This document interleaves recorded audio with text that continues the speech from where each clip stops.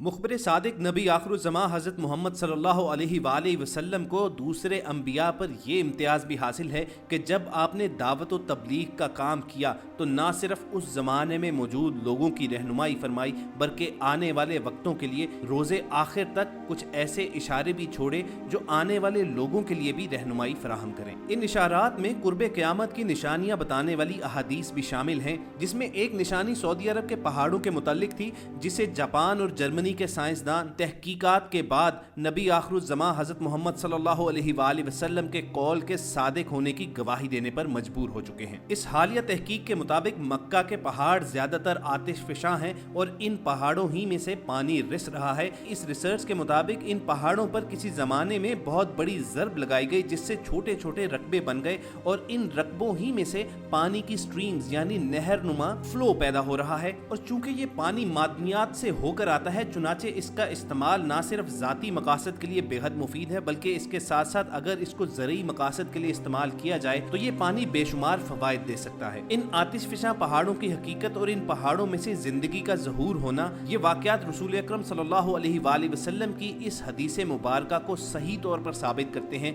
जो आपने कुर्बे क़यामत के बारे में फरमाई थी। हम सब के तमाम सामाईन को खुशामदीद। और आज की अपनी वीडियो में हम डिस्कस करने जा रहे हैं रसूल अकरम सल्लल्लाहु अलैहि वसल्लम की एक ऐसी हदीस जो कुर्बे क़यामत को जाहिर करती है। और जापानी और जर्मन साइंसदानों के मुताबिक ये कौले सादिक और ये पेशगोई हर्फ बहर्फ पूरी हो चुकी है। आप तक अपने आका हज़रत मोहम्मद सल्लल्लाहु अलैहि वसल्लम का ये फरमान पूरी तफसीलात के साथ पहुंचाएंगे, मगर आगे बढ़ने से पहले एक गुजारिश भी करेंगे कि आप रेड बटन पर क्लिक करके और बेल आइकॉन को प्रेस करके हम सब के सब्सक्राइबर जरूर बनिए, ताकि ऐसी इस्लामी, तारीखी और इल्मी वीडियोस आपको रोजाना की बुनियाद पर मिलती रहें। ख़वातीन व हज़रात, मोहम्मद सल्लल्लाहु अलैहि वसल्लम ने क़यामत की छोटी बड़ी बहुत सारी निशानियां बयान की थी, और छोटी निशानियों में से कितनी जाहिर हो चुकी हैं और कितनी जाहिर होना अभी बाकी है। क़यामत की छोटी निशानियों में से एक ये भी थी कि जज़ीरतुल अरब के सहराओं में चिरागाहें और नहरें जाहिर होंगी। हज़रत अबू हुरैरा रज़ियल्लाहु तआला अन्हु से रिवायत की जाती है कि रसूल अकरम सल्लल्लाहु अलैहि वसल्लम ने फरमाया,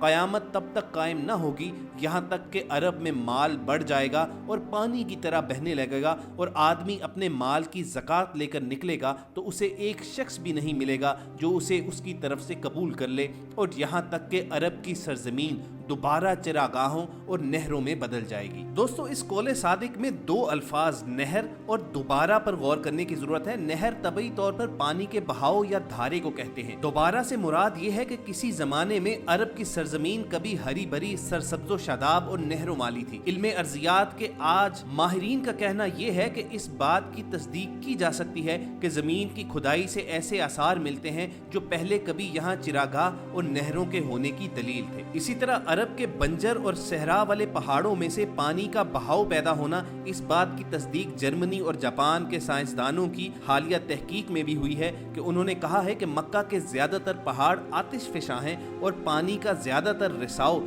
यहीं से हो रहा है। वो पहाड़ जिनमें आग हो यानी जिन्हें आतिशफिशा कहा जाता है, उनसे रोईदगी के लिए और जिंदगी के लिए पानी का जारी होना रसूल अकरम सल्लल्लाहु अलैहि वसल्लम के इस कौल को सही तौर पर साबित करता है। आप सल्लल्लाहु अलैहि वसल्लम ने एक हदीस में ये भी फरमाया कि क़यामत से पहले सरजमीन अरब दोबारा सरसब्ज हो जाएगी। आप देख ही रहे होंगे कि सऊदी अरब और इमारात में जहां जदीद टेक्नोलॉजी की मदद से सहराओं को सरसब्ज बनाने की कोशिशें की जा रही हैं, वहीं दूसरी तरफ बारिशों की वजह से वहां कुदरती तौर पर भी जमीन सरसब्ज हो रही है। सऊदी अरब गंदुम में खुद कफील भी हो चुका है और उसके पहाड़ों पर भी बारिशों की वजह से सब्जा उग रहा है। बारिशों की वजह से सऊदी हुकूमत को डैम बनाना पड़ेंगे, जिससे नहरें भी निकलेंगी और वो मजीद हरियाली का बायस बनेंगी, और यूं ये क़यामत की निशानी भी अपनी तकमील को पहुंच जाएगी। गोया हमारे आका हज़रत मोहम्मद सल्लल्लाहु अलैहि वसल्लम ने जो जो कुछ फरमाया उसे हम अपनी आंखों से पूरा होते देखने जा रहे हैं। आप सल्लल्लाहु अलैहि वसल्लम ने क़यामत के निशानात बतलाते हुए ये भी फरमाया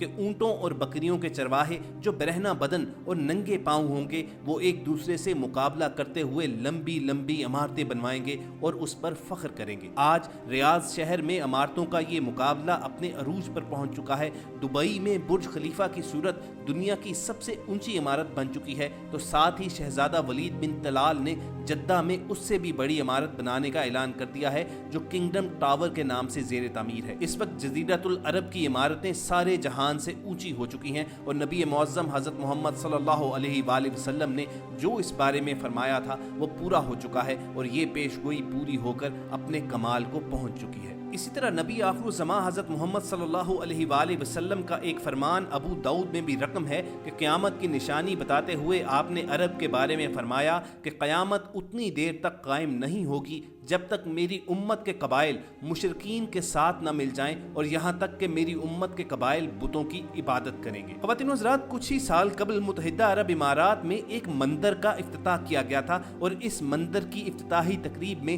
دبئی کے بڑے بڑے شیخوں نے شرکت کی تھی اور وہ بڑی شان کے ساتھ اس تقریب میں حصہ لیتے ہوئے نظر آتے ہیں۔ گویا جانے انجانے میں جزیرۃ العرب میں ترقی کے نام پر جو کچھ بھی ہو رہا ہے وہ ہمارے پیارے آقا رسول اللہ صلی اللہ علیہ وآلہ وسلم کی قیامت کی بتائی گئی نشانیوں کے عین مطابق ہے۔ ہمارے آقا نے قرب قیامت کے بارے میں اور زمانہ آخر کے بارے میں عرب کو مخاطب کرتے ہوئے یہ بھی کہا تھا کہ جب اہل شام تباہی اور بربادی کا شکار ہو جائیں گے تو پھر تم میں کوئی خیر باقی نہ رہے گی۔ اگر اس حدیث پر غور کریں تو مشرق وسطیٰ کے زوال کا آغاز ملک شام ہی سے شروع ہوا، لیکن شاید عرب حکمران یا تو یہود و نصارہ کی چال سمجھ نہ سکے یا بے رخی اختیار کیے ہوئے ہیں، لیکن وجہ جو بھی ہو سرکار دو عالم صلی اللہ علیہ وآلہ وسلم کی بتائی ہوئی علامات کو تو ظاہر ہونا ہی ہے۔ اس حدیث مبارکہ کی روح سے شام اور اہل شام سے امت مسلمہ کا مستقبل وابستہ ہے۔ اگر ملک شام ایسے ہی برباد ہوتا رہا تو پوری امت مسلمہ کی بھی خیر نہیں ہے۔